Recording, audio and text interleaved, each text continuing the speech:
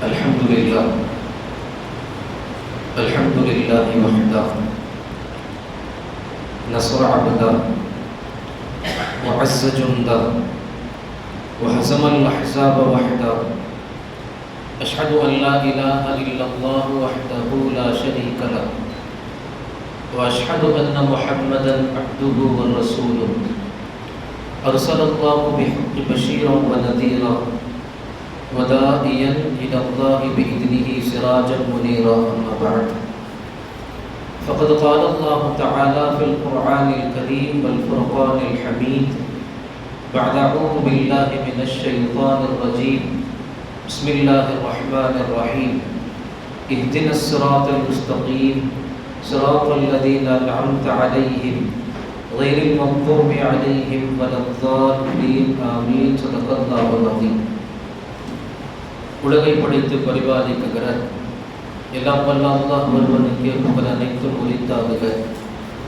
ஒப்பற்ற நாயகம் முக்காலம் போற்றும் முஹம்மது ரசூலுல்லாஹ் ஸல்லல்லாஹு அலைஹி வஸல்லம் அன்னவர்கள் மீதும் அவர்களை அப்படியே பின்பற்றிய சத்திய சஹாபாக்கள், தாபிஈன்கள், தபஉ தாபிஈன்கள், சுஹதாக்கள், நல்லோர்கள், குறிப்பாக இங்கு வந்திருக்கிற இன்னும் வர இருக்கிற நம் அனைவர்களின் மீதும் அல்லாஹுவின் அன்பும் அருளும் என்றும் நின்று நிலவட்டுமாக. ஆமீன். மஸ்ஜிதே பிலால் மற்றும் பல்லாவர வட்டார மஹல்லா ஜமாத் கூட்டமைப்பு இணைந்து நடத்துகிற இருவரும் தலையங்கத்தை கொண்ட ஷரியத் விளக்க மற்றும் கல்வி விழிப்புணர்வு கூட்டம். இந்நிகழ்வின் மற்றும் இம்மஸ்ஜிதினுடைய தலைவர் அவர்கள், மேலும் பல்லாவர வட்டார மஹல்லா ஜமாத் கூட்டமைப்பினுடைய நிர்வாக பெருமக்கள், உலமா பெருமக்கள், நிகழ்வை தொகுத்து வழங்கிக் கொண்டிருக்கிற ஷேகுல் ஹுசைனியா ஹஸரத் முல்லா தாமத் பரகாத்துஹு, எனக்கு பின்னால் சிறப்புரை நிகழ்த்த வர இருக்கிற ஜாமியா இல்மியாவினுடைய நிறுவனர் மரியாதைக்குரிய மௌலானா மௌலவி அல் ஹாஃபிஸ் எம் கலீல் அஹ்மத் முனூரி ஹஸரத் குபலா அவர்கள், இந்த மஹல்லாவினுடைய மஹல்லாவாசிகள், அன்பர்கள், நண்பர்கள், உங்கள் அனைவருக்கும் அஸ்ஸலாமு அலைக்கும் வரஹ்மத்துல்லாஹி வபரகாத்துஹு. அன்புக்கினிய இஸ்லாமிய சொந்தங்களே, நிகழ்வின் தலைப்பே மிக விசாலமானது, காலத்திற்கு மிகவும் தேவையானது.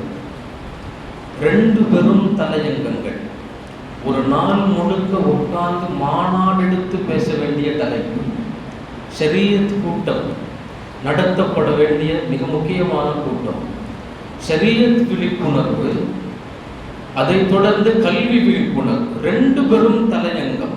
அதை சுருங்கிய நேரத்தில் மக்களுக்கு தர வேண்டும் என்று ஆர்வத்தோடு துவங்கி இருக்கிற இந்த பள்ளி நிர்வாகிகளை அல்லாஹ் கபூல் செய்வானாக. பேசுகிற வார்த்தைகளை எல்லாம் பிரயோஜனமாக அமல் செய்ய புரிந்தானதாக அல்லாஹ் ஆக்கி அருள் புரிவானாக. அன்புக்கினிய இஸ்லாமிய சொந்தங்களே, 2 பெரும் தலைப்புகளில் முதல் தலைப்பை துவங்குகிறேன்.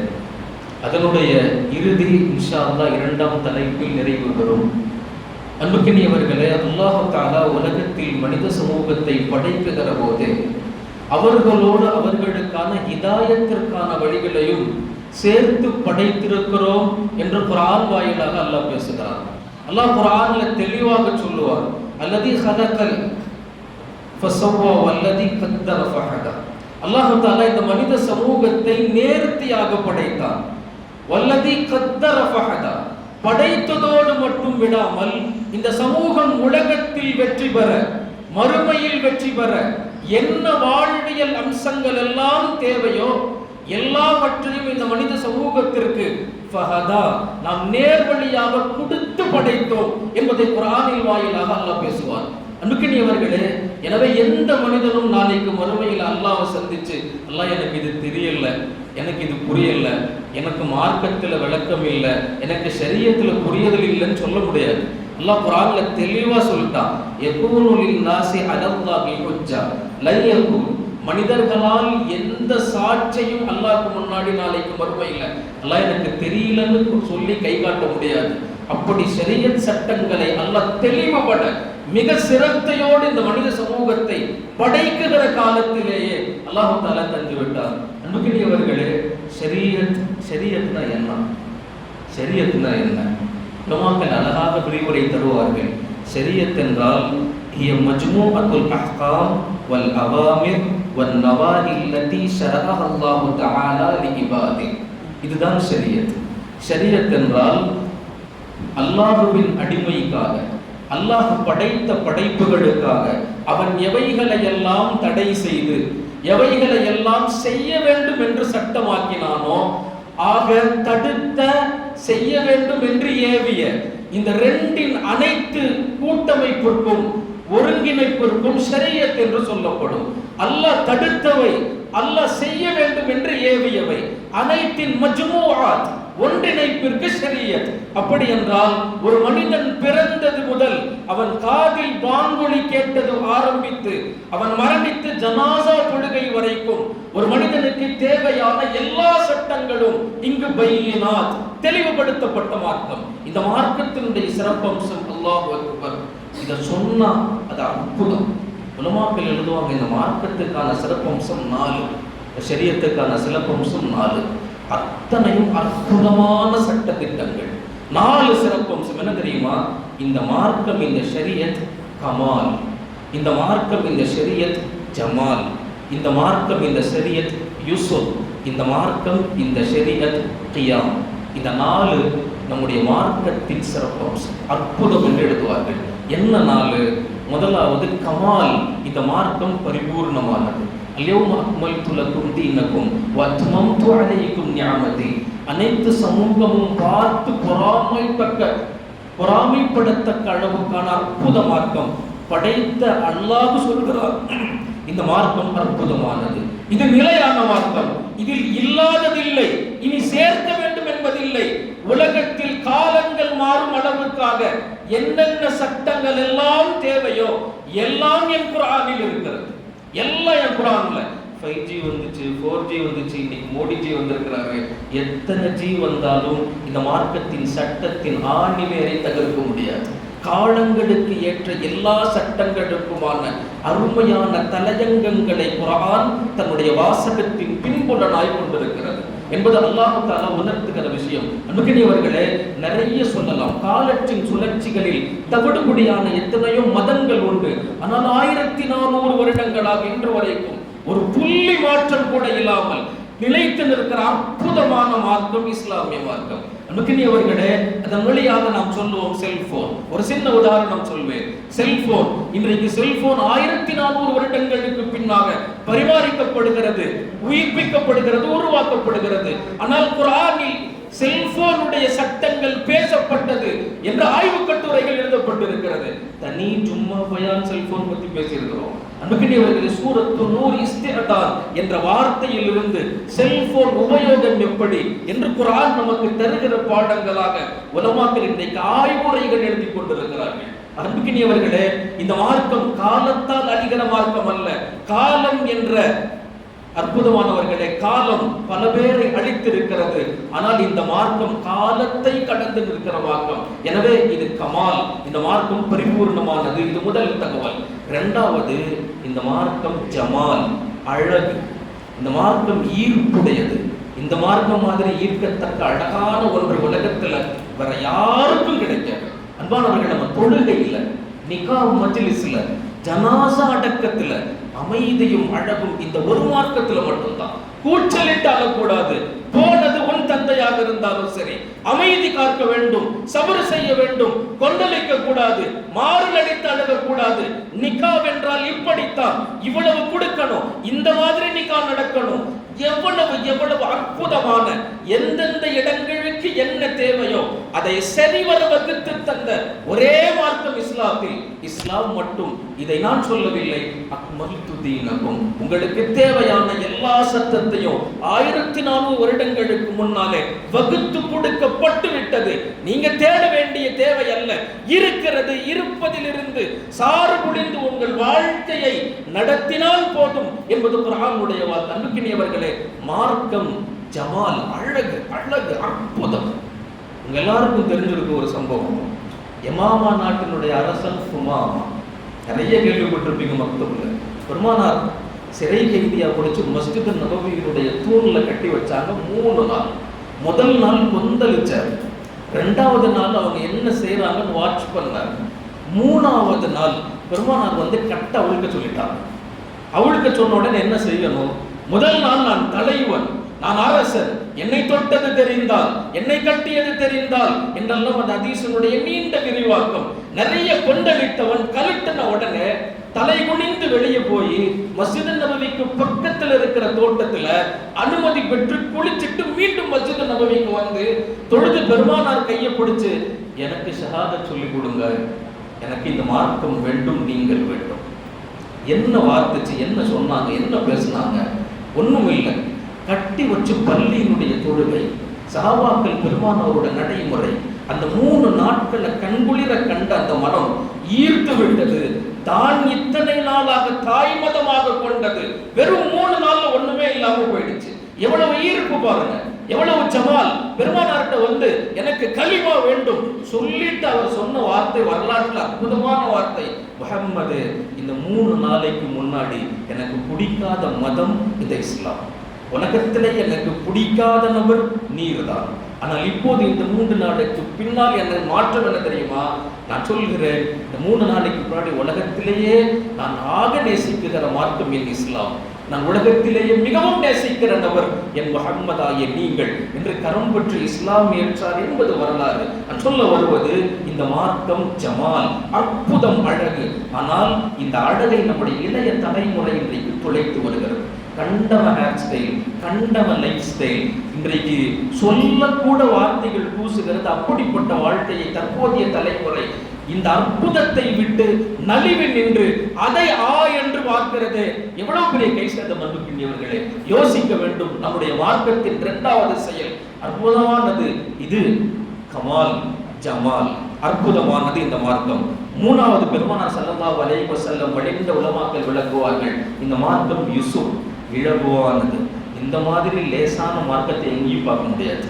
4 ரக்காத் ஊர்ல தொழுகிறீங்களா, வெளியே போகிற போது உங்களுக்கே நானே லேசாக்கி தர்றேன், கசுறு தொழுதா போதும், 4 2 தொழுதா போதும். இங்க சலுகைகள் உண்டு. எங்கெங்க எவ்வளவு சலுகைகளோ அல்லாஹ் குர்ஆன் எடுக்க பேசுகிறார். இந்த மார்க்கத்தை உங்களுக்கு யுரீதுல்லாஹு பிக்குமுல் யுஸ்ர், அல்லாஹ் உங்களுக்கு இலகுவை தான் நாடுகிறான். வலா யுரீது பிக்குமுல் உஸ்ர், உங்களுக்கு எந்த சமயத்திலும் ரப்பல் ஆலமீன் உங்களுக்கான இலகுவை தவிர கஷ்டத்தை நாடுவதில்லை. இப்படி குர்ஆன் எடுக்க மா ஜஅலல்லாஹு அலைக்கும் ஃபித்தீனி மின் ஹரஜ், இந்த மார்க்கத்தில் சிரமம் இல்லப்பா, ரொம்ப லேசான மார்க்கம். பெருமானார் விளக்குவார்கள், அத்தீனு யுஸ்ர். எத்தனை மக்தபுல படிக்கிறோம், எத்தனை மக்தபுல கேட்கிறோம். பெருமானார் விளக்குகிறார்கள், இந்த மார்க்கம் மாதிரி லேசான இன்பமான மார்க்கம் வேற எதுவுமே இல்லை. அல்லாஹ் எல்லா சட்டங்களையும் யுஸ்ர் லேசாக்கி தந்திருக்கிறார். இந்த மார்க்கத்தினுடைய ஆக அற்புதங்களில் 3வது. 4வது கியாம். இந்த மார்க்கத்தின் சட்டங்கள் நிலையானது, யாராலும் அழிக்க முடியாது. எவ்வளவு பெரிய மார்க்கம் எதை வந்தாலும் பெருமானார் அல்லாஹ் வகுத்த இந்த சட்டத்தில் நூல் பிடித்தவாறுதான் இந்த மார்க்கம் கியாமத்து வரைக்கும் நடைபோடும். இதை எந்த தலைவனாலும் யாராலும் அசைக்க முடியாது. அன்புக்கினியவர்களே, இந்த மார்க்கத்தை கையில வச்சுக்கிட்டு தான் தமிழ்ல ஒரு பழமொழி சொல்லுவாங்கல்ல, கையில வெண்ணெய் வச்சுக்கிட்டு நெய்யை கலந்த கதையா. அற்புத மார்க்கத்தின் உறைவிடம் இஸ்லாம், ஒழுக்கங்களின் உறைவிடம் இஸ்லாம், பாதுகாப்பின் உறைவிடம் இஸ்லாம், சிறப்பின் சிறப்பம்சம் சிறரும் இஸ்லாம்.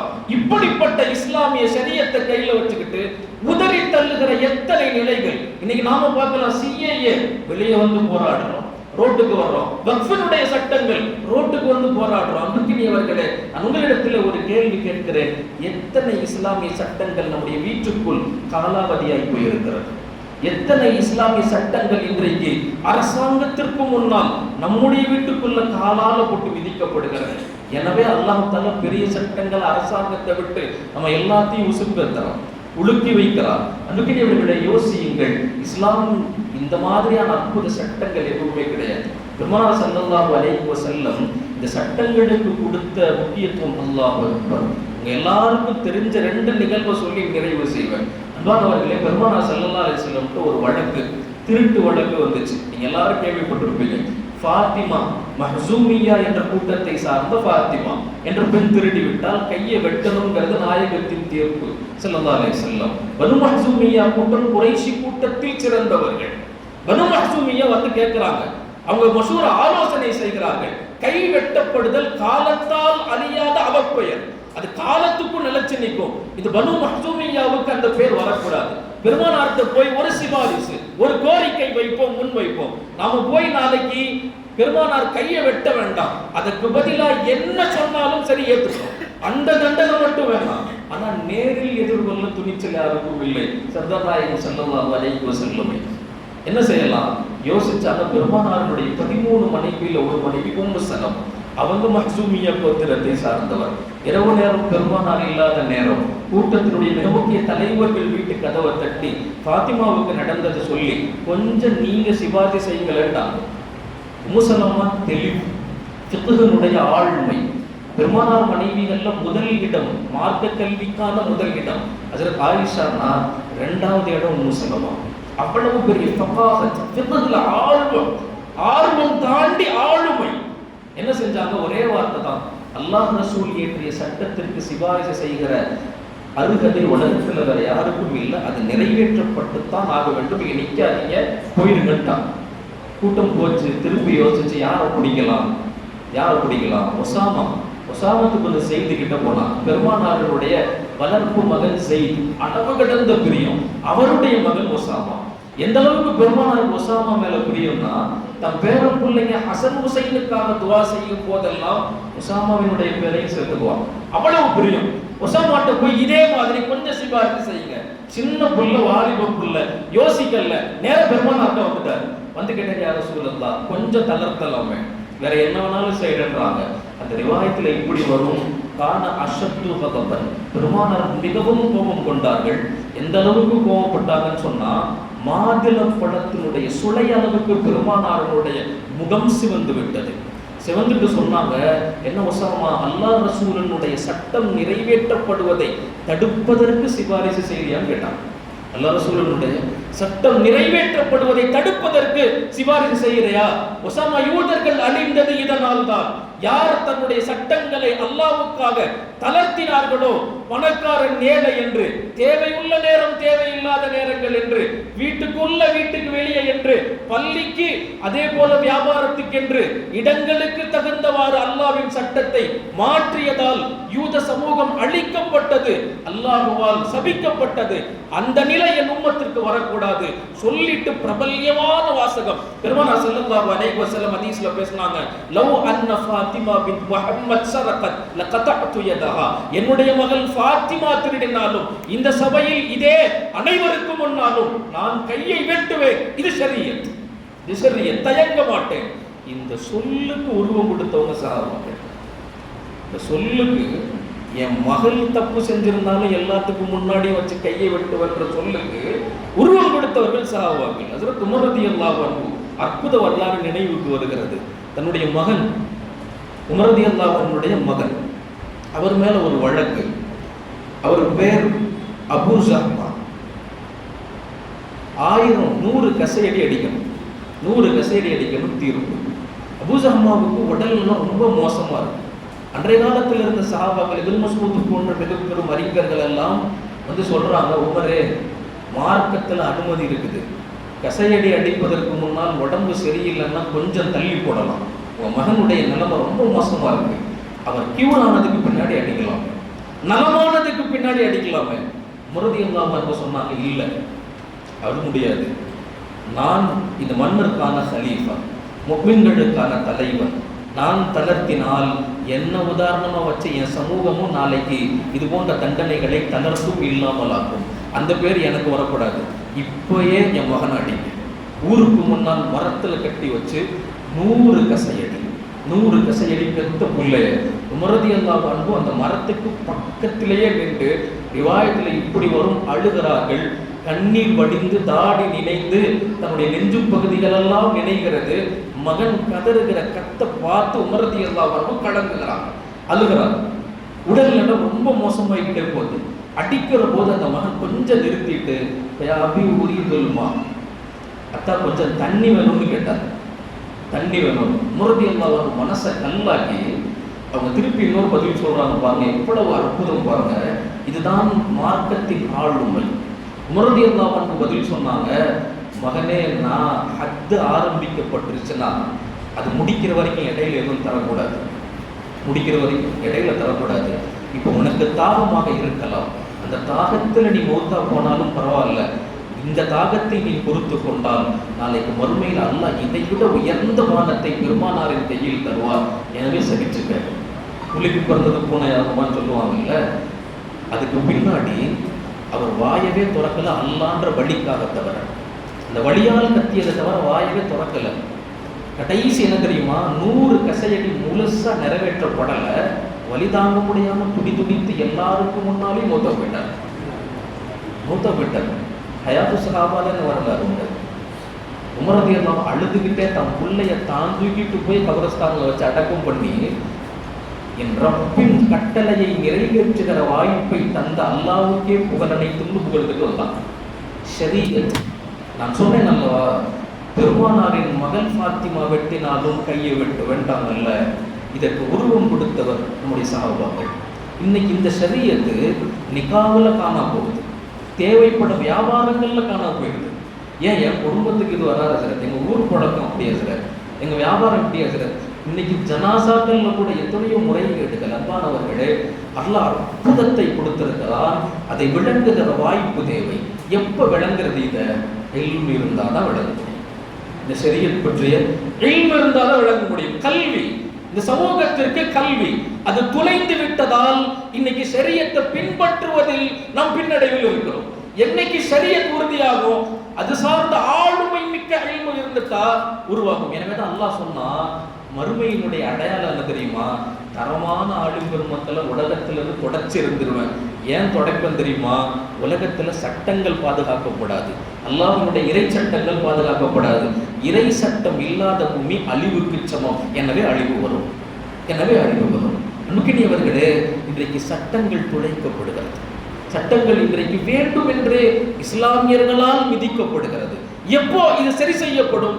அறிவின் ஆளுமை இருந்தால் சரி செய்யப்படும். அல்லாஹ் அதனால சமூகத்திற்கு இல்ம தொடங்கினான்.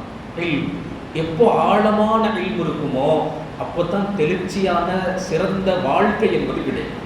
தெளிவான வாழ்க்கை பார்த்தா நசீப். எனவேதான் அல்லாஹ் குர்ஆன்ல இக்ரான்னு ஆரம்பிச்சான். எனவேதான் அல்லாஹ் குர்ஆன் ஆரம்பிக்கும் போது இக்ரான்னு ஆரம்பிச்சான். நீங்க தொழுகுங்க ஃபஅபுதுல்லாஹ் அல்லாஹ் ஆரம்பிக்கல, வத்தகுல்லா அல்லாஹ் அப்படி ஆரம்பிக்கல. அல்லாஹ்வை அஞ்சு, அல்லாஹ்வை வணங்கு அல்லாஹ் அப்படி ஆரம்பிக்கல. குர்ஆன் ஆரம்பிச்சது இக்ரா. நீ தெளிந்த படித்தால் தான் நான் யாருங்கென்ற மாரிஃபத் உனக்கு கிடைக்கும். என் சட்டத்தின் ஆளுமை என்னன்னு புரியும். இது எதையுமே விளங்காட்டி, இல்முங்கிற வாசலுக்குள் வராட்டி, மற்ற மதங்களின் பார்வையை போன்றுதான் உனக்கு இஸ்லாமும் இருக்கும். இன்னைக்கு அப்படித்தான் வாலிபர்கள்ட்ட மாறி போயிடுச்சு. இட்ஸ் ஜஸ்ட் அ ரிலீஜன் அப்படின்னு கலந்து போயிருக்கான். அன்பானவர்களே, இது சமூகத்தின் மிக கவனிக்கப்பட்டு களையெடுக்க வேண்டிய விஷயம். நான் சொல்லிக் கொண்டு வந்தது கல்வி. கல்விக்கு குர்ஆன்ல நிறைய உதாரணங்கள் இருக்கு. நான் ஒரே ஒரு உதாரணம் சொல்றேன், ரொம்ப வினோதமான உதாரணம், ஆனா ரொம்ப அற்புதமான உதாரணம். அல்லாஹ் குர்ஆன்ல கல்விக்கு எப்படி உயர்வு தரம் பாருங்க. இருக்கிறதுலே ஆக நஜீஸான பிராணி எது அப்படின்ட்டா நாயும் ஹின்ஸீரும். இது ரெண்டு தான் உலகத்திலே நஜீஸான பிராணி, ரொம்ப அசுத்தமானது. ஒரு நாய் ஒரு பாத்திரத்துல வாய் வச்சுருச்சுன்னா நமக்கு சட்டம் தெரியும். 7 முறை பாத்திரத்தை கழுவணும். அதுல ஒரு முறை சுத்தமான மண்ணால தொடச்சு கழுவணும். அப்புறம் 6 முறை தண்ணியில கழுவணும். இது சட்டம். நாய் வாய் வைத்த பாத்திரம். ஆனா அல்லாஹ் குர்ஆன்ல ஒரு அற்புதமான ஒரு சட்டம் சொல்லுவான். சாப்பிடுவதில் எது உங்களுக்கு ஹலால், அதுல தொய்யிபாத் எதுன்னு அல்லாஹ் சொல்லுவான். ஹலாலை கடந்து பரிசுத்தம் அது எதுன்னு அல்லாஹ் சொல்லுவான். சொல்லுகிற போது அல்லாஹ் ஒரு செய்தி சொல்லுவான், முகல்லபீன், வேட்டை நாய்கள் கப்பி வேட்டையாடி வருகிற அந்த பிராணிகள் உங்களுக்கு ஹலால் தொய்யிபாத்னு அல்லாஹ் சொல்லுவான். அவை சுத்தமானது. இந்த ஆயத்துக்கு கீழே உலமாக்கள் வியந்து வியந்து வியந்து ஆச்சரியப்பட்டு எழுதுவார்கள். ஒரு நாய் வாய் பட்டுச்சுன்னா பாத்திரம் 7 முறை கழுவணும். அதே நாய் வேட்டையாடி கொண்டு வந்த பிராணி உங்களுக்கு ஹலாலில் பரிசுத்தம் என்று அல்லாஹ் எப்படி சொல்லியிருப்பான். யஸ்அலூனக், அல்லாஹ் குர்ஆன்ல பேசுவான், யஸ்அலூனக மாதா உஹில்ல லஹும், நபியே உங்களிடத்துல கேட்கறாங்க எது ஹலால்னு. குல் உஹில்ல லகுமுத் தய்யிபாத் வமா அல்லம்தும் மினல் ஜவாரிஹ் முகல்லபீன். அல்லாஹ் சொல்லுவான், கற்றுக் கொடுக்கப்பட்ட நாய்களால் வேட்டையாடி கொண்டு வந்த உணவுகள் உங்களுக்கு ஹலால் தொய்யிப் என்று அல்லாஹ் சொல்லுவான். மகுருத்துபி போன்ற மிகப்பெரும் அறிஞர்கள்லாம் கிதாபுகளில் எழுதுவாங்க, வியந்து வியந்து எழுதுவாங்க. இவ்வளவு நஜிஸுங்கிற ஒரு நாயை அல்லாஹ் இவ்வளவு அற்புதமான ஒரு சட்டத்துக்குள்ள எப்படி கொண்டு வரலாம்? அது வேட்டையாடி வாயில கவ்வி கொண்டு வர்ற பொருள் ஹலாலை கடந்து தொய்யும், சுத்தம். இது எப்படி? ஒரே ஒரு செய்தி சொல்லுவார்கள், நாய் அசுத்தம் தான், ஆனால் அது கவ்வி வருகிற பொருளை அல்லாஹ் தொய்யும் என்று சொன்னதுக்கான காரணம் என்ன தெரியுமா? வேட்டையாடுதல் என்ற இல்மை அது கற்றுக்கொண்டதால் நஜிஸ் இங்கு தொய்யிபாக மாறுகிறது. உங்களுக்கு புரிகிறதா? வேட்டையாடுதல், பழக்கி தருதல், எஜமானுக்கு கட்டுப்படுதல் என்ற இல்மை கற்றுக்கொண்டதால். எனவேதான் முக்கல்லிபீன், அந்த நாய்களுக்கு பேரே முக்கல்லபன்னு பேர். அந்த நாய்கள் எப்படிப்பட்ட நாய்கள்னா, எஜமான் உட்காருனா உட்கார், நில்லுனா நிற்கும், அதை சாப்பிடுனா அதை மட்டும் தான் சாப்பிடும், அதை சாப்பிடாதன்னா சாப்பிடாது. இப்படிப்பட்ட நாய்களுக்கு அல்லாஹ் என்ன அந்த இல்மை போதிப்பதால், அந்த இல்மை கற்றுக்கிட்டு எஜமானுக்கு அடிபணிவதால் எந்த நாய் நஜிஸோ அந்த நாய் வேட்டையாடி வந்த பொருள் சுத்தம். இதுதான் இல்முக்கு அல்லாஹ் தருகிற உயர். ஒரு நாய்க்கே சிறப்புண்டா மனிதனுக்கு. அதனாலதான் அல்லாஹ் தஆலா ஆதம் அலைஹிஸ்ஸலாம் மலக்குகளுக்கு முன்னாடி நிறுத்தி போட்டிக்கு தேர்ந்தெடுத்த ஆயுதங்கள், மலக்குகள் அடிபணிய வச்சது மனிதனுடைய அழிவு. ஆனா இன்னைக்கு அந்த இல்மு சுத்தமா வாடையளவுல கூட இந்த சமூகத்துல இல்லை. அன்புக்கணியவர்களே, யோசியுங்கள். பெரும் பெரும் வரலாறுகள். இல்முங்கிறது நீங்க நினைக்கிற மாதிரி மார்க்க கல்வி, மக்தப கல்வி, ஸ்கூல் கல்வி எல்லாம் இல்லை. மார்க்கம் சொல்வது இல்மு ஒண்ணுதான். ஆங்கிலேயர்களுடைய வருகைக்கு பின்னால் அது மிக நீண்ட வரலாறு. வருகைக்கு பின்னால் இஸ்லாமியர்கள்ட்ட இருந்து உலக பொது உடைமையை எடுக்கணும்னு சொல்லி மதரசா கல்வி வேற, உலக கல்வி வேற பிரிச்செடுத்தாங்க. அது மிக நீண்ட வரலாறு. பல கிதாபுகளின் ஆய்வு இருக்கிறது. அன்புக்கினியவர்கள் பிரிச்செடுத்தாங்க. இன்னைக்கு ஸ்கூல் கல்வி, மதரசா கல்வி இல்லை. ரெண்டும் இஸ்லாமிற்கு ஒரே கல்வியாக போதிக்கப்பட்டது. அப்துல் ரஹ்மான் அல் பைரூனி ரஹிமஹுல்லாஹ் மிகப்பெரிய மார்க்க சட்ட மேதை. அப்துல் ரஹ்மான் அல் பைரூனி அவர் படித்து வெளிவருகிற போது அப்துல் ரஹ்மான் பைரூனி தான் விண்கலத்திற்கான மிக முக்கியமான ஃபார்முலாவை உலகத்துக்கு தந்தது. அப்துல் ரஹ்மான் அல் பைரூனி மிகப்பெரிய ஆளு. ஆனால் ராக்கெட் ஏவுகணைக்கான ஃபார்மட்டை உலகத்திற்கு தந்தது அப்துல் ரஹ்மான் அல் பைரூனி. காதி இயாத், இப்படி எத்தனையோ மிகப்பெரும் மார்க்க அறிஞர்களை கை காட்டலாம். உலகத்திற்கு சயின்ஸ், அறிவியல் என்ற வார்த்தையை சொல்லிக் கொடுத்தது இஸ்லாம். உலகத்திற்கு யூனிவர்சிட்டி, ஜாமியா என்றால் யூனிவர்சிட்டி என்று பொருள், பல கலைகளின் உறைவிடம். இதை உலகத்திற்கு முதல்ல ஜாமியா என்ற வார்த்தையை அறிமுகப்படுத்தியது இஸ்லாமிய சமூகம். அந்த சமூகத்தால் தான் உலகத்தில் ஆகப்பெரும் இல்மு. அன்புக்கினியவர்களே, ஸ்பெயினுடைய வரலாறு எடுத்து பாருங்க. ஸ்பெயினில் இஸ்லாம் தொடை தெரிந்ததற்கு பின்னால் அங்கு கண்டுபிடிக்கப்பட்ட நூற்றுக்கணக்கான கருவிகளை கிறிஸ்துவர்கள் எப்படி உபயோகப்படுத்துவது என்று தெரியாமல் அதே நதியில போட்டார்கள் என்பது வரலாறு. அத்தனை ரிசர்ச். இது எப்போ? நான் சொல்வது 1000 நூற்றாண்டுகளுக்கு முன்னால், 1000 நூற்றாண்டுகளுக்கு. அப்போ உலகத்தினுடைய எல்லா ஆளுமைக்கும் முதுகெலும்பு இஸ்லாம் மட்டும்தான். இன்றைக்கு அந்த கல்வி என்பதுதான் இந்த சமூகத்தை விட்டு துடைத்தெறியப்பட்டிருக்கிறது. அன்புக்கினியவர்களே, நான் நிறைவாக 2 செய்தி சொல்லி முடிப்பேன். அன்பானவர்களை, இல்மு படிக்கிற மாணவர்களுக்கு நான் சொல்வேன் 2 விஷயம். கல்விக்கு தேவையானது 2. ஒன்னு என்ன தெரியுமா? கல்விக்கு தேவையானது அர்ப்பணிப்பு. ஒரு மெழுகுவத்தி தனக்கு மேல நெருப்பு வைக்கிறப்போ வெளிச்சத்திற்காக தன்னை உருக்கி தன் தலைக்கு மேல அந்த நெருப்பு சுமக்கும். இந்த உம்மத்தினுடைய கல்வி அப்படிதான் இருக்கும். நான் சம்பாதிச்சேன், நான் சாப்பிட்டேன், நான் செட்டில் ஆயிட்டேன், அல்ஹம்துலில்லாஹ் ஃபைன். இது இந்த உம்மத்தினுடைய பார்வையே அல்ல. இது இந்த உம்மத்தினுடைய வாழ்க்கைக்கான சரித்திரமே அல்ல. நான் வளர்ந்தேன், என் உம்மத்தும் வளர்ந்தது. நான் உயர்ந்தேன், என் சமூகமும் உயர்ந்தது. இதை உலகத்திற்கு சொன்னதே இஸ்லாம். ஆனா இன்னைக்கு பிரியாணி கடை வச்சா போதும், ஒரு நாளைக்கு 1000 ரூபாய் சம்பாதிச்சுட்டா போதும், 18 வயசான வேலைக்கு போனா போதும், எங்கே போய்விட்டது இந்த சமூகத்தினுடைய பசீரத்? இன்னைக்கு அந்த தூர நோக்கு பார்வை தான் களவாடப்பட்டு விட்டது. ஏன்? இல்மினுடைய ஆழம் இன்றைக்கு தெரியாமல் போனதால். அன்புக்கினியவர்களே, மிக உறக்கமாக சொல்ல வேண்டும், இல்மு படிக்கிற மாணவர்கள் சிரமப்படணும். என் புள்ள கஷ்டப்படுது, என் புள்ள சிரமப்படணும். சிரமப்படாம கிடைக்கிற கல்வி பலன் தராது. சிரமப்படாம கிடைக்கிற கல்வி பலன் தராது. அன்புக்கினியவர்களே, ஹஜ்ரத் வரல நினைக்கிறேன், எனவே நேரம் இருக்கிறது. பகியத் இப்னு மத்ஹல் மிகப்பெரிய ஆலிம். பகியத் இப்னு மத்ஹல் ஸ்பெயினுடைய மிகப்பெரிய ஆளுமை பகியா. இவங்களுக்கு ரொம்ப பெரிய ஆசை, அஹ்மது இப்னு ஹம்பல்கிட்ட போய் மார்க்க கல்வி ஹதீஸ் படிக்கணும்னு சொல்லி. இவங்க இருக்கிறது ஸ்பெயின் உந்துலுஸ்ல, அஹ்மது ரஹிமஹுல்லா இருக்கிறது பக்தாத்ல. கிட்டத்தட்ட 1000 பல்லாயிரக்கணக்கான கிலோமீட்டர்கள். ஆனால் உந்துலுஸை சார்ந்த பக்கியா மிகப்பெரிய ஏழை, அன்றாட வேலை பார்த்தா தான் சாப்பாடு. ஆனால் பெரிய ஆர்வம், எப்படியாவது கல்வி படிக்கணும். புறப்பட்டார், பக்தாதுக்கு புறப்பட்டார். மிக நீண்ட தூரம் 2 வருஷம் பயணம் செஞ்சார். 2 வருஷம் ஒவ்வொரு ஊரா போய் அந்த ஊர்ல இருந்து, அந்த ஊர்ல கொஞ்ச நாள் காலையிலிருந்து மதியம் வரைக்கும் சம்பாதிச்சு, லொஹருக்கு பின்னாடி அந்த ஊர்ல மிகப்பெரிய ஆலிம்கள் யாருன்னு தேடுவாராம். தேடி மகரிபு வரைக்கும் பாடம் படிச்சு, அந்த பாடத்தை மகரிபுல இருந்து இஷா வரைக்கும் மனனம் செஞ்சு, மறுநாள் காலையில அந்த ஊரினுடைய சிறுவர்களுக்கெல்லாம் அந்த பாடத்தை ஒப்பிச்சுட்டு ஃபஜ்ருடைய இஷ்ராக்குக்கு பின்னால் மீண்டும் வியாபாரம். இப்படி கொஞ்சம் கொஞ்சமா சம்பாரிச்சு கட்டுக்கதையல்ல வரலாறு. பகியா பின் மத்ஹல் இப்படியே 2 வருஷத்தினுடைய பயண காலம் பக்தாதுக்கு போனார். போனா பேரதிர்ச்சி பேராச்சரியம். அல்லாஹ் ஏற்பாடு பண்ணி வச்சுட்டான். அஹ்மது இப்னு ஹம்பல் ஹவுஸ் அரசு, வீட்டில் சிறைப்பிடிக்கப்பட்டிருக்கிறான். பாடம்லாம் நடத்த முடியாது, ஹதீஸ் அறிவிக்கக்கூடாது. அது மிகப்பெரிய இன்னொரு வரலாறு. அது இவர் நேராக அஹ்மது இப்னு ஹம்பலுடைய வீட்டுக்கு புலிது படிந்த ஆடையோடு, தூசி பிடிந்த உடலோடு போய் கதவை தட்டினோடனே உள்ள இருந்து அடிமை வந்தாரு. அஹ்மதை பார்க்க தூரத்துல இருந்து வந்திருக்கிற பக்தாதுக்கு வந்திருக்கிற உந்துலுஸ்ல இருந்து. அவங்கள கொஞ்சம் பார்க்கணும், இப்ப பார்க்கலாம் முடியாது, இல்ல கொஞ்சம் பார்க்கணும், கூப்பிடுங்க. அஹ்மது வந்து சொன்னாங்க, யார்ப்பா நீ? அவரு, நான் 2 வருஷத்தினுடைய பயணம், நான் இவ்வளவு கஷ்டப்பட்டு உங்ககிட்ட ஹதீஸ் படிக்க வந்திருக்கிறேன், எனக்கு பெருமானாருடைய ஹதீஸ் வேண்டும், உங்ககிட்ட படிக்கணும், கொஞ்சம் சொல்லிக் கொடுங்க. அஹ்மது சொன்னாங்க, நான் ஹவுஸ் அரசுக்கு பா, நம்ம 2 பேரும் பாடம் நடத்துறத பார்த்தா எனக்கும் பிரச்சனை உனக்கும் பிரச்சனை, அதனால என்ன செய்யலாம், நீ போயிடுண்டா. அவருக்கு மனசு இல்லை, என்ன நடந்தாலும் பரவாயில்ல, ஜெயிலுக்கே போனாலும் பரவாயில்ல, உங்கள்கிட்ட இல்மு படிக்காம போறதா இல்லை.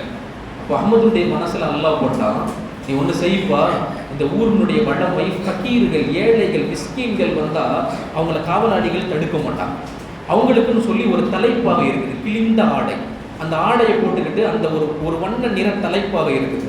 அந்த தலைப்பாவை கட்டிட்டு டெய்லி என் வீட்டுக்கு வந்து யாசகம் கேட்குற மாதிரி வா, நான் ஒரு ரொட்டி துண்டு தருகிறேன், அந்த ரொட்டி துண்டுக்குள்ள 2 ஹதீஸை எழுதி தர்றேன், ஒரு நாளைக்கு 2 ஹதீஸ் வீதம் படித்துக்கொள். சரி, சம்மதம், கிடைச்சா போதும். பிச்சைக்காரர் மாதிரி இல்முக்காக பகியா பின் மத்ஹல் டெய்லி அஹ்மதுடைய வீட்டை தட்டுவாரு. உள்ள இருந்து ஒரு ரொட்டி வரும், அல்ஹம்துலில்லாஹ் வாங்கி திறப்பாரு, 2 ஹதீஸ் இருக்கும், படிச்சு மனப்பாடம் செய்வார், பசிக்கு ரொட்டி சாப்பிடுவார். அந்த ஹதீஸ ஊர் முழுக்க யார் அஹ்மது பூட்டப்பட்டு இருக்கிறார் உள்ளே. ஆனால் இல்ம அல்லாஹ் நினைத்தால் யாராலும் தடுக்க முடியாது. இந்த மார்க்கத்தை அல்லாஹ் உள்ள இருக்கிறது அஹ்மது நினைச்சிட்டு இருக்கிறாங்க. எங்கிருந்தோ ஒரு ஆளை கூட்டு வந்து அஹ்மதிட்ட படிச்சு வெளியே போய் எந்த இல்ம தடுக்கணும்னு அரெஸ்ட் பண்ணாங்களோ அதே இல்மு அஹ்மது உள்ள இருக்க வெளியே வளர்கிறது. சுப்ஹானல்லாஹ், உள்ள வளர்கிறது. ஒரு நாள் 2 நாள் இல்லை, வருஷக்கணக்கில் படிச்சார். இந்த மாதிரி தான் வருஷக்கணக்கில் படிச்சு படிச்சு படிச்சு ஒரு கட்டம் ஆட்சி மாற்றம். அஹ்மது ரஹிமஹுல்லா வெளியே வர்றாங்க. வந்ததுக்கு பின்னாடி பகியாவை தன்னுடைய மாணவர்கள் சபைக்கு முதலாக போகும்போது அவரை அழைச்சிக்கிட்டு போய் தான் எங்கே உட்காருவாங்களோ அரியணை, அன்றைக்கெல்லாம் அரபு பாடம் நடத்துகிற ஆசிரியர்களுக்கு, ஹதீஸ் பாடம் நடத்துகிற ஆசிரியர்கள் அரசர் மாதிரியான அரியணை இருக்கும். அந்த அரியணைக்கு பக்கத்தில் பகியாவை உட்கார வச்சு இந்த வரலாறு நமக்கு சொன்னது அஹ்மது இப்னு ஹம்பல். அவங்களுடைய வாழ்க்கை குறிப்புல தான் இந்த வரலாறு வருது. இவர் இப்படிப்பட்ட தியாகம் செய்தவர், எனக்கான மாணவர் என் பக்கத்துல உட்கார வச்சு பாடம் நடத்துறாங்க. ஒரு நாள் மாணவர் வரல, பகியாவை காணும். மாணவர்கள்ட்ட கேட்குறாங்க, எங்க பகியா, எங்க உடல்நிலை சரியில்லை எனவே வரவில்லை. அவர் எங்க தங்கியிருக்கிறாரு? அந்த இடத்துக்கு இமாமே அஹ்லு சுன்னாவினுடைய இமாம். நீங்க நம்மெல்லாம் பேசுறோம்ல, மஸ்ஜிதுகளில் போட்டிருக்கிறோம்ல அஹ்லு சுன்னா வல் ஜமாஅ, இந்த அஹ்லு சுன்னாவினுடைய இமாம் அஹ்மது இப்னு ஹம்பல். இந்த அஹ்மது இப்னு ஹம்பல் புறப்பட்டு போறாரு. போனால் தெரு முழுக்க மாணவர்களின் படை. போய் அந்த விடுதியின் கதவை தட்டினா உள்ள ஒரு ஓரத்துல உடைந்த பலகைக்கு பக்கத்துல ஒரு பெட்ஷீட்டை பொத்தி ஒரு ஓரமா படுத்திருக்கிறாரு பத்திய. உள்ள போய் எழுப்பி கேட்டாங்க. அந்த விடுதியினுடைய ஓனர் பயப்படுறாரு. வந்திருக்கிறது அஹ்மத், அஹ்லு சுன்னா, இமாம் அஹ்லு சுன்னா, உள்ள உட்கார வச்சு கேட்டாங்க, என்ன ஆச்சு, இவர் யாரு தெரியுமா, இவரு அவர் உடம்பு நலமெல்லாம் விசாரிச்சுட்டு உடம்பெல்லாம் எப்படி இருக்குன்னு எல்லாம் பார்த்துட்டு சில செய்திகள்லாம் சொல்லிட்டு வெளியே போறாங்க. அந்த ஓனர் ஆடி போய் பஸ்தியாட்ட கேட்டார், யாருப்பா நீ, இவ்வளவு பெரிய ஆளா இருக்கிறியே? நான் இமாம் அஹ்மதுடைய இன்னமானவர் அப்படிங்கிறது தன்னுடைய செயல் அப்பதான் வெளிப்படுத்தினார். அன்பானவர்களே, இல்முக்கான ஒரு அடையாளம் என்ன தெரியுமா? இல்மு எப்பயுமே தன்னை பெருசு வெளியே காமிச்சுக்காரு, தன்னை எப்பயுமே சாதாரணமாக தான் காமிச்சோம். இல்முள்ளவர்கள் தன்னை நான் பெரிய ஆளு, எனக்கு முன்னாடி இடம் காமிக்க மாட்டாங்க. இது இல்முக்கான தகுதி. அதுக்கு பின்னாடி தான் பக்கியாவுக்கு ரூமுக்குள்ள படுக்கிறதுக்கு அனுமதி கொடுத்தாங்க. அது வரைக்கும் விடுதியின் வாசல்ல மட்டும்தான். அம்பிக்கணியவர்களை நான் சொல்லி கொண்டு வந்தது இல்முக்காக தியாக வரலாறுகள், இல்முக்கான தியாக வரலாறுகள். நிறைவாக ஒரு வரலாறு சொல்றேன், எவ்வளவு அற்புதம் பாருங்க. அம்பிக்கணியவர்களே, பகதாத், இதே பகதாதினுடைய ஓரத்துல ஒரு கிராமம், அந்த கிராமத்துல ஒரு கபரஸ்தான். அந்த கபரஸ்தானை நிர்மாணம் செய்வதற்கு ஒரு 80 வயது நிரம்பிய ஒரு வயோதிகர், அவர் தான் குழி வெட்டுவார், அவர் தான் ஜனாசாவை அடக்கம் பண்ணுவார். ஒரு நாள் ஒரு ஜனாசா வந்தது, ஒரு 4 பேர் தூக்கிட்டு வந்தாங்க, பின்னாடி ஒரு அம்மா அழுத்துக்கிட்டே வந்துச்சு.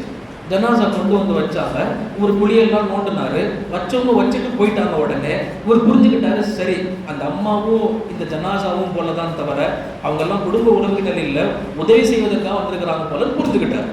அவரு குழியெல்லாம் நோண்டி அவர் அந்த அம்மாவுக்கு ஆறுதல் எல்லாம் சொல்லி ஜனாசாவை அவரே உள்ள இறக்குறாரு. அந்த மண்ணுக்குள்ள இறக்குறப்போ அதை பார்க்க சக்தி இல்லாம அந்த அம்மா அழுதுகிட்டே ஓடிடுச்சு. இவர் உள்ள இறக்கி வச்சாருல்ல, வச்சு முகத்தை கிபிலாவின் பக்கம் திருப்புகிறாரு. நம்பிக்கையவர்கள கபரு கண்ணு கட்டிய தூரம் விசாலம் ஆயிடுச்சு, கண்ணு கட்டிய தூரம். இது கற்பனை கதை அல்ல. இன்று வரைக்கும் ஜாமிஉல் அஸ்கர், உலகம் வியந்து பார்க்கிற ஜாமிஉல் அஸ்கர்ல இந்த செய்தி இன்னும் பதிவு செய்யப்பட்டிருக்கு. வியந்து பார்க்கிறார், கண்ணு கட்டிய தூரம் வரைக்கும். அந்த தூரத்துல ஒரு ஓரத்தில் ஒரு வெளிச்சம், அந்த வெளிச்சத்துல ஒரு குதிரை வீரர், மலக்கை போன்ற ஒரு தோட்டம், மிடுக்கான தோட்டம். சொல்கிறார், நீ உடனே மேலே ஏறு, அல்லாஹ் அவரை வரவேற்பதற்காக வேண்டி என்னை அழைத்திருக்கிறான், சீக்கிரம் கபரை மூடு, அவர் சொர்க்கவாசி. இதை கேட்டு பயந்து பதறி வெளியே வந்து அந்த தெருவுல ஓடி தேடுறாரு, அந்த அம்மா எங்கன்னு காணோம். ஜனாசாவை மூடிட்டார். இது மனதில் பெரிய அழுத்தம். ஒரு 6 மாசம் இதே சிந்தனையில், 6 மாசத்துக்கு பின்னாடி அந்த அம்மா இன்னொரு ஜனாசாவோட வந்துச்சு. அதே மாதிரி 4 பேர் வந்து வச்சாங்க, போயிட்டாங்க. இவர் வியந்து பார்க்குறாரு, ஏற்கனவே 6 மாசம் முன்னாடி நடந்ததே ஒரு பகீரூட்டும் ஒரு நிகழ்வு, இதுல இன்னொன்று வேற. அந்த அம்மா அதே மாதிரி அழுதுச்சு. திருப்பி அதே ஜனாசா பக்கத்தில் இருக்கிற ஒரு கபரை தோண்டி உள்ள இறக்குனாரு. இறக்குனதுக்கு பின்னாடி அதே போன்ற கிபிலா பக்கம் முகத்தை திருப்புறாரு. முன்னால் என்ன நிகழ்வு நடந்ததோ அதே போன்று ஒரு நிகழ்வு. பயந்து மேல வர்றாரு, அந்த அம்மா அழுதுகிட்டு போகுது. தேடி போய் பகதாதினுடைய வீதியில் அந்த அம்மாவை பிடிச்சு, யாருமா நீ, நடந்த விவரங்கள் சொல்லி எனக்கு தெரியணும், அந்த 2 பேர் யாரு? அப்போ அந்த அம்மா சொல்லிச்சு, அவங்க 2 பேரும் என்னுடைய மகன்கள். முதல்ல அடக்கம் பண்ணது என்னுடைய முதல் மூத்த மகன், 2வது அடக்கம் பண்ணது என்னுடைய இளைய மகன். முதல் மகன் அல்லாஹுக்காக படிக்கணும்னு இல்முக்காக புறப்பட்டு போனான். ஆனால் அல்லாஹுடைய தக்தீரோ என்னவோ தெரியல, மிக சீக்கிரமா அல்லாஹ் அவனை அழைச்சிக்கிட்டான். அதனால சிறிய வயதில் படிக்கவே அல்லாஹ் அவனை அழைத்துக் கொண்டான். அவன் இல்மிலேயே இருந்து அதற்காக மௌத்தானவன். 2வது இளைய மகன், அவன் என் அண்ணன் ஓத போயிட்டாங்க, அவனுக்காக சம்பாதித்து தருவோம் என்று அவனுடைய இல்முக்காக இவன் சம்பாதிக்க போனான். அல்லாஹுவின் நாட்டம் என்னவோ தெரியவில்லை, அவனையும் அல்லாஹ் சீக்கிரமா கூப்பிட்டுக்கிட்டான். 6 மாசத்துக்கு பின்னாடி நான் 2வதா கொண்டு வந்தது என் 2வது இளைய மகன். இதை கேட்ட உடனே அந்த 80 வயசு ஆளு மயக்கம் போட்டு ரோட்டில் விழுந்துட்டார். விழுந்து எந்திரிச்சு கொஞ்ச நேரத்துக்கு முன்னாடி ஆஸ்வாசப்படுத்தி பகதாதுடைய ஜாமியா, பகதாதுல் ஜாமியா, அன்றைய கால அப்பாசியர்களால் கட்டப்பட்ட மஸ்ஜித், பாடம் நடக்குகிற பாடசாலை. பகதாதுடைய பள்ளிவாசலுக்கெல்லாம் போய் இமாம்கள் பாடம் நடத்துறாங்க, வாசல்ல போய் உட்காந்துட்டார். 80 வயசு ஆளு போய் உட்காந்துட்டார். உட்காந்து எனக்கு பாடம் முடியணும்.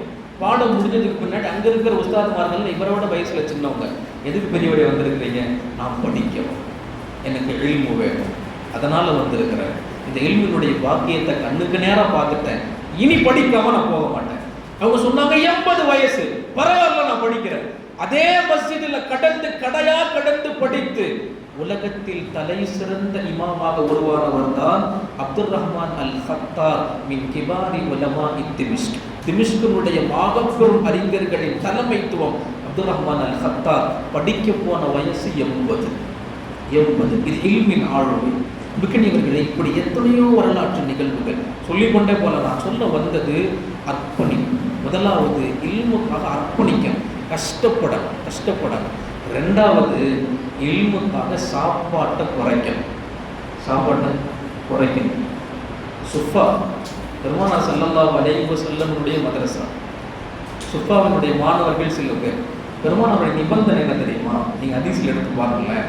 பெருமானார் ஸல்லல்லாஹு அலைஹி வஸல்லம் சுஃபா மாணவர்களுடைய தலைவர் அபூ ஹுரைரா ரலியல்லாஹு அன்ஹு பெருமானாரோட 4 வருஷம் தான். ஆனால் மிகப்பெரிய ஆளுமை. அந்த அபூ ஹுரைராவுக்கு பெருமானார் சொல்கிறாங்க, ஒரு நாளைக்கு 2 பேரிச்சம்பழம் தான் தருவேன், அதை சாப்பிட்டு படிக்க முடியும்னா இருக்கலாம். அபூ ஹுரைரா எப்படிப்பட்ட மாணவர்னா, ஒரு நாளைக்கு ஒன்றை சாப்பிட்டு இன்னொன்று பாக்கெட்டில் போட்டுக்குவாங்க. கூட இருக்கிற சகமானவர்கள்லாம் இது யாருக்குன்னு கேட்பாங்க. எங்கள் அம்மாவுக்குன்னு சொல்லுவார்.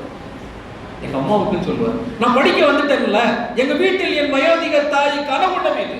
ஆனால் அவர் சொல்லுவாரு, இந்த ஒரு பேரித்தம்பழம் தான் எனக்கும் என் தாய்க்கும். நாங்கள் வரலாற்றில் இது போன்ற ரசனையான சுவையான உணவை சாப்பிட்டதும் இல்லை, அதனால் எங்களுக்கு வயிறு நிரம்பியதும் இல்லை. அப்படிப்பட்ட அற்புதமான உணவு எங்கள் பெருமானார் தினமும் தருகிற 2 பேரிச்சம்பழம். இதில் படித்தவங்க தான் அஸ்ஹாபு சுஃபா. அதனால் இன்றைக்கு பேசுகிற மார்க்கங்கள் என்ன, ஷரியத் என்ன என்று நாம் இன்றைக்கு பேசுகிறோம் வித்திட்டவர்கள். எனவே பெருமானார் ஸல்லல்லாஹு அலைஹி வஸல்லமுடைய மிகப்பெரிய பாணி, கொஞ்சமாக சாப்பிட்டா தான் அறிவு வேலை செய்யும், இல்லாட்டி வேலை செய்யாது. இதனால் எங்கள் மதரசாவில் வழமை என்னன்னா, இவ்வளவு தான் சாப்பாடு தருவாங்க. பல்லவட்டியில் வந்து படிக்கிறப்போ மதரசாவினுடைய சாப்பாடு எவ்வளோதான் இருக்குன்னு சொன்னால், டிஃபனில் கொஞ்சம் தான் இருக்கும், இவ்வளோதான் இருக்கும். ஆரம்பத்தில் நாங்கள்லாம் ஷிகாயத் செய்வோம், இதற்கு டிஃபனில் இத்தனோன்னு சாப்பாடு. நான் அன்னைக்கு குறையாக நாங்கள் நினைச்சது உண்டு, தண்ணி மாதிரி சால்னா பொரியல் எப்படி இருக்குன்னா தெளிச்சு விட்டுருப்பாங்க. டிஃபன் பாக்ஸ் 3 அடுக்கு டிஃபன் பாக்ஸில் உருளைக்கிழங்கு ஒரு 4 செதறி கிடக்கும். நாங்கள் கம்ப்ளைண்ட் பண்ணுவோம், என்ன சாப்பாடு இப்படி இருக்குதுன்னு. ஹஸரத் அல்லாஹ் அவருடைய தபுர விசாலமாக கரெக்டாக செய்யணும். அப்துல் ரஹீம் ரஷாதி ஹஸரத்துக்குள்ள தாமத் பரக்காத்து அவங்க சொல்லுவாங்க, எங்கள் மதரசாவின் மாணவர்கள் உருவாகுவதற்கான காரணம் எங்கள் மதரசாவின் உணவுன்னு சொல்லுவாங்க. அந்த கொஞ்சம் சாப்பாடு, கால்வயிறு சாப்பாடு தான் பெரும் ஆளுமை மிக்க அசனிகளை உலகத்திற்கு தந்தது. என் நம்பிக்கையவர்களை ஹஸரத் வந்து விட்டார்கள், நிறைவு செய்கிறேன். எனவே அதை விளங்க வேண்டும், அதுதான் ஷரியத்தினுடைய சாறு. அல்லாஹ் அப்படிப்பட்ட நல்ல வாக்கியங்களை நம்முடைய குழந்தைகளுக்கும் நமக்கும் அல்ல நசீபாக்குவானாக. அதன் வாக்கியத்தினால் அவனை உணர்ந்து வாழ்கிற தௌஃபீக்கை, அவனுக்காகவே வாழ்கிற வாக்கியத்தை எல்லாம் நம் அனைவர்களுக்கும் தந்து நிறைவாக பெருமானோடு சொர்க்கம் செல்கிற வாய்ப்பினை எல்லாம் நம் அனைவர்களுக்கும் நசீபாக்குவானாக. வாஹிரு தஅவானா அல்ஹம்துலில்லாஹி ரப்பில் ஆலமீன். அஸ்ஸலாமு அலைக்கும் வரஹ்மத்துல்லாஹி வபரகாத்துஹு.